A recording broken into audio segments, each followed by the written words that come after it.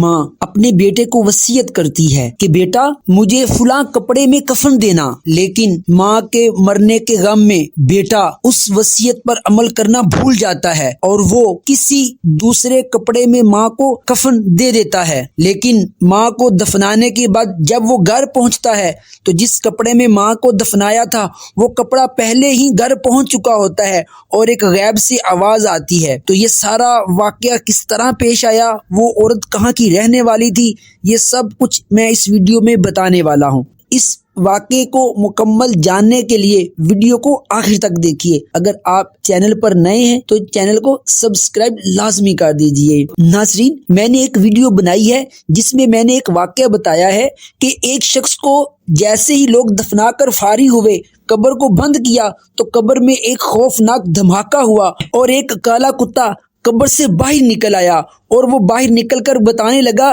کہ یہ مردہ فلاں کام کرتا تھا۔ تو اس ویڈیو کا لنک میں اس ویڈیو کے آخر میں دے دوں گا۔ یہ ویڈیو بہت ہی معلوماتی ہے، اس کو آپ ضرور سنیے، آپ کو بہت فائدہ حاصل ہوگا۔ تو شروع کرتے ہیں آج کی ویڈیو۔ ناظرین، نزہۃ المجالس کی پہلی جلد صفحہ نمبر 208 پر یہ واقعہ تحریر ہے کہ بصرہ کی ایک نیک خاتون مرنے سے پہلے بیٹے کو وصیت کرتی ہے کہ بیٹا مجھے اس کپڑے کا کفن دینا جسے پہن کر میں ماہ رجب میں عبادت کیا کرتی تھی، لیکن اس کی وفات کے بعد بیٹے نے اسے کسی دوسرے کپڑے میں دفنا دیا۔ وہ اپنی ماں کی وصیت پر عمل کرنا بھول گیا اور جب وہ اپنی ماں کو قبرستان میں دفنانے کے بعد گھر پہنچا تو کیا دیکھتا ہے کہ جو کفن اس نے اپنی ماں کو پہنوایا تھا وہ گھر میں موجود تھا۔ یہ دیکھ کر وہ بیٹا گھبرا گیا۔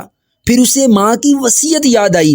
اس نے ماں کی وصیت والے کپڑے تلاش کرنا شروع کیے تو وہ اپنی جگہ سے غائب تھے۔ اتنے میں ایک غیبی آواز گونج اٹھی، اپنا کفن واپس لے لو، تمہاری ماں نے جس کی تمہیں وصیت کی تھی ہم نے اس کو اسی کپڑے میں کفنایا ہے، کیونکہ جو رجب کے روزے رکھتا ہے ہم اس کو قبر میں غمگین نہیں رہنے دیتے۔ تو ناظرین، دیکھا آپ نے، جو ماہ رجب میں اللہ کی عبادت کرتا ہے، ماہ رجب کے روزے رکھتا ہے، تو اللہ تعالیٰ اس کو کتنا پسند کرتا ہے۔ اگر آپ کو یہ ویڈیو پسند آئی ہے تو ویڈیو کو لائک کریں، چینل پر نئے ہیں تو چینل کو سبسکرائب لازمی کر دیجئے۔